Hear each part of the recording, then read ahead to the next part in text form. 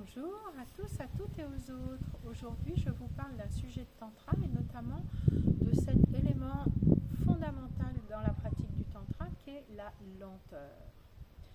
Qu'est-ce que la lenteur nous amène? Énormément de choses. Nous vivons dans une société ultra rapide où on est habitué à du zapping, à passer comme ça d'un écran à un autre, à scroller indéfiniment, à se dépêcher. On a des trains qui roulent à 300 à l'heure, etc.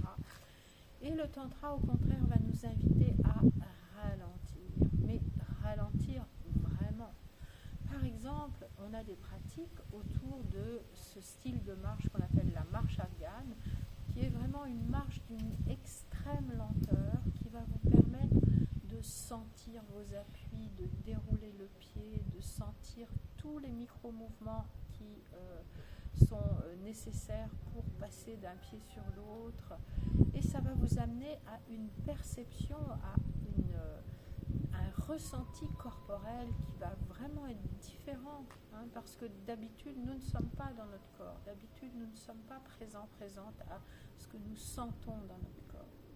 Cette lenteur, elle va être utilisée aussi dans la relation à l'autre, c'est-à-dire que dans le tantra on a des pratiques justement où on va à la rencontre d'une autre personne avec une extrême lenteur, en se laissant sentir jusqu'où je peux aller sans que ça devienne désagréable, sans que cette personne rentre dans ma bulle, rentre dans mon intimité.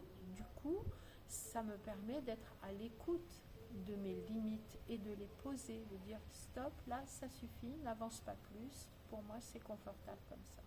Chose que vous n'auriez jamais ressentie si vous étiez allé dans la rapidité.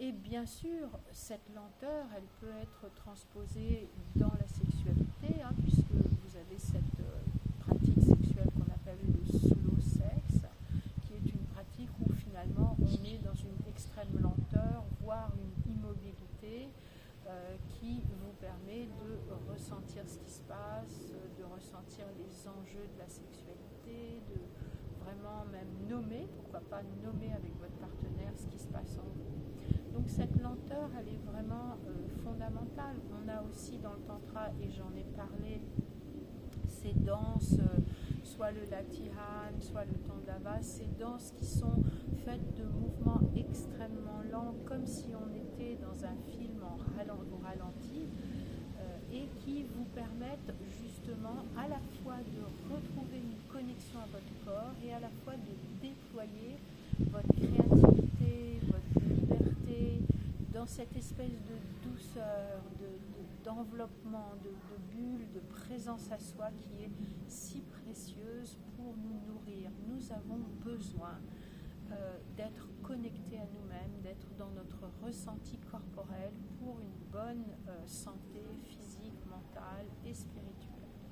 Donc je ne saurais que trop vous encourager à la lenteur. Par exemple, lors d'un repas, vous pouvez avec votre partenaire en faire un rituel tantrique et manger ou vous donner à manger l'un et l'autre avec une extrême lenteur où vous sentez tout, vous sentez le contact de l'aliment avec vos lèvres, vous sentez l'explosion en bouche, vous sentez la texture, vous sentez les goûts, les odeurs, et vous allez voir que c'est d'une richesse infinie. Donc oui, la lenteur peut vraiment nous apporter des sensations, des expériences inédites et super, super importantes. Merci pour cette écoute, merci d'avoir partagé, merci de partager, de liker ou de vous abonner si cette vidéo vous a plu. À bientôt.